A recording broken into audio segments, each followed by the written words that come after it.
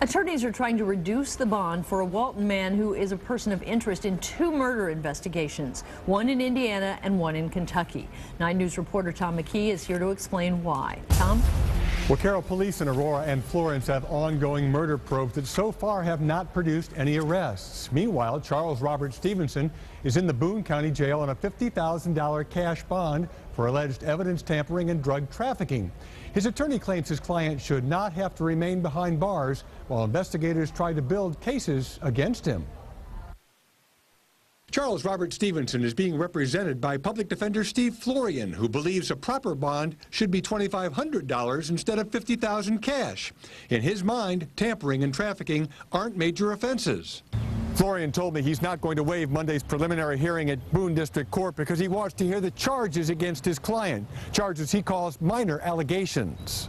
UC College of Law professor Mark Godsey, a former federal prosecutor, says so-called holder charges are common in criminal investigations. So you pick them up on them to kind of hold them in place so they don't get away while you finish your case. Godsey said Oklahoma City bomber Timothy McVeigh is a good example. They got him on some sort of speeding charges and they started figuring out who he was, figured out a way to hold him until they could get the rest of the case together. Meanwhile, we're learning more about Stephenson's background and his finances. It was November 1994 when his mother, Marie Josephine, or Jo, died in a fire at the family's Walton home on Beaver Road.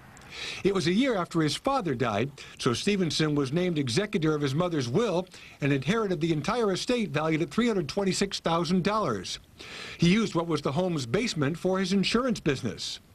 This February, he sold nearly 16 acres of that property to Kelly Fulmer and Francis Wireman for $273,000. When an uncle, Albert Stephenson, died, Charles was left out of the will. The estate was worth $178,000, and his uncle, Bill Stephenson, was the executor. Finally, there was the matter of his aunt, Faye Sparks, who sued her nephew for $3,700 she'd loaned him and he hadn't paid back. Now, Bill Stephenson and his wife Peggy were murdered nearly a year ago in their Florence home. Lee Jennings was found dead in her Aurora home last month, and friends say she might have loaned Stephenson money as well. Lots of questions remain, but answers now, Carol, remain few and far between.